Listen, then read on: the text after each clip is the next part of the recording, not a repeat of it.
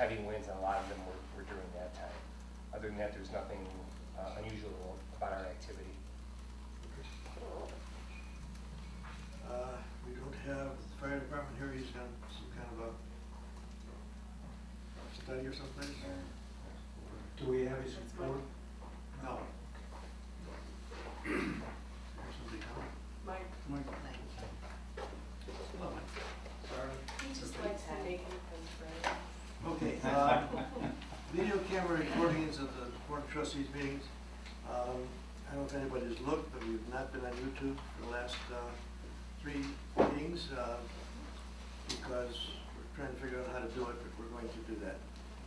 We're doing some investigating now on not going on YouTube, but being able to record directly into a computer and then be able to put it on our webpage. We're going to try and skip YouTube because I found that we can't get any kids to do this now. But I found putting it on YouTube, you have to put it on 10-minute segments, and it takes forever, and nobody wants to do it.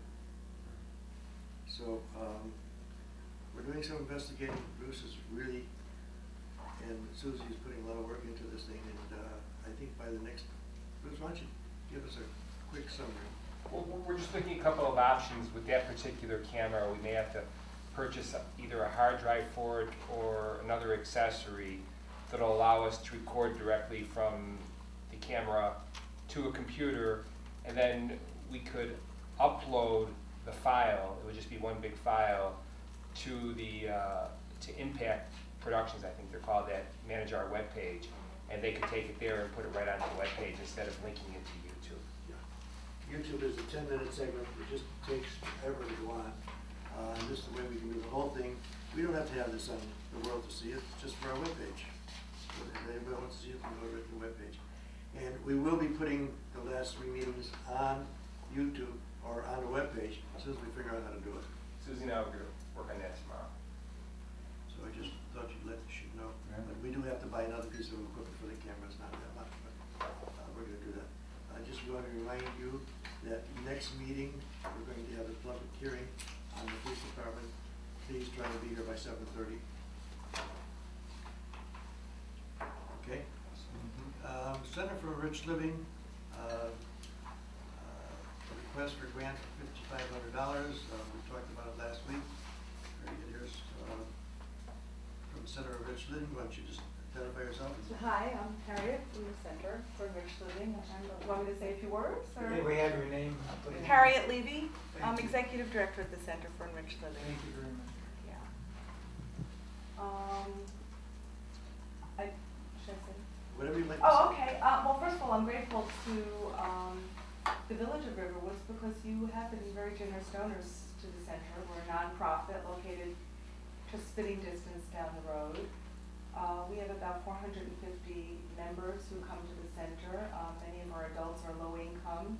We're a social center primarily for people with developmental disabilities. We have after-school programs, after-school clubs, 2 day programs running simultaneously, evening programs, and throughout the weekend, social programs.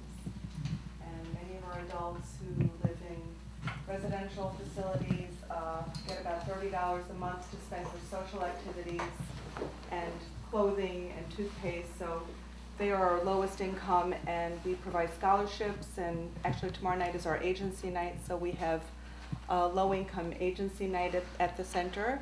And we're really a place that brings people together. Social programming is primarily what we do for all ages from 5 to 95. And we recently, 5 years ago, we established a partner day program to address the needs of adults who transition out of school and really have absolutely nothing to look forward to in their adult life because there's really no funded anything for them. So we partnered with NSSRA and we started our ELLA program, which is Enriched Lifestyles for Adults.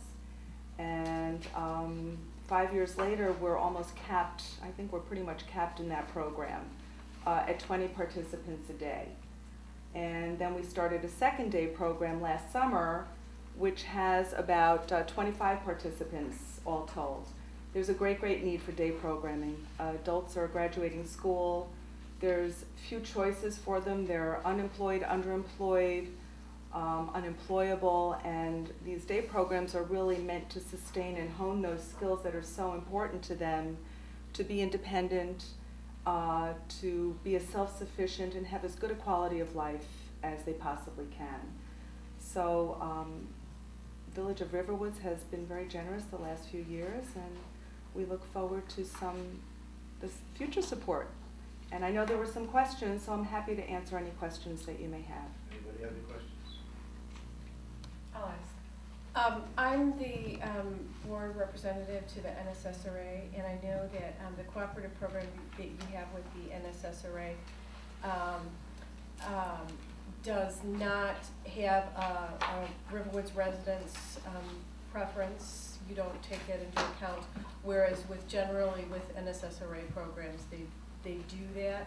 So if you could first speak to that.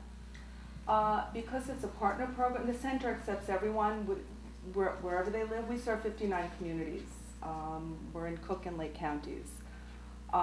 We had to compromise, working with another partner agency, there was some compromising. Those non-residents had to pay additional fees. There was a 10% surcharge to those who are outside of the NSSRA partner residences. So that was our compromising to, ensure that we were partnering with the NSSRA to get Ella off the ground. It really is a first come, first served program, which is what all of our programs are, and I believe NSSRA programs are as well, though I don't know how they operate their other programs as far as residents and non-residents, that I don't know. But I do know for the Ella program, it was first come, first served. So anybody that signed up and we had openings, they were welcomed into the program. Which I understand, so I don't know if, I know a lot about this program, so I don't know if you all have any other questions with respect to that. But then I had a couple of other questions, Sure. And that is, do you have any, do you serve any Riverwoods residents at the center? And the money that we have donated in the past, what does that go for? Well, in the past, I believe the funding was unrestricted, Mhm. so it goes to help our low-income clientele. Primarily, every person that comes to our doors is subsidized. The fees that our members pay cover about 30% of our overall cost. We have to raise well over $1 million every year through private fundraising. We get no state, no federal funds whatsoever.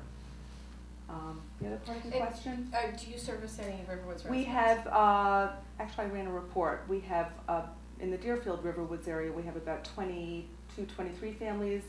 In Riverwoods, I think there's about 5 families that come from 5-year-olds up through our adult population. And they participate in all different activities. We had a dance on Friday, a harvest ball.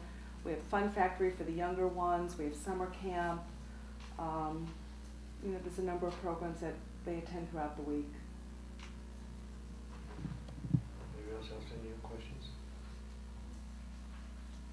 Yeah, let me ask, in view of the questioning that's taking place, does anyone have a problem with the way they are running Ella, which we've donated to for many years, and no apparent objections?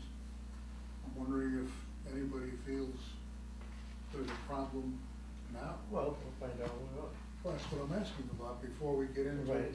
I don't think there is. There was a question. Well, in the minutes, the last meeting minutes, the suggestion was that somebody had the impression that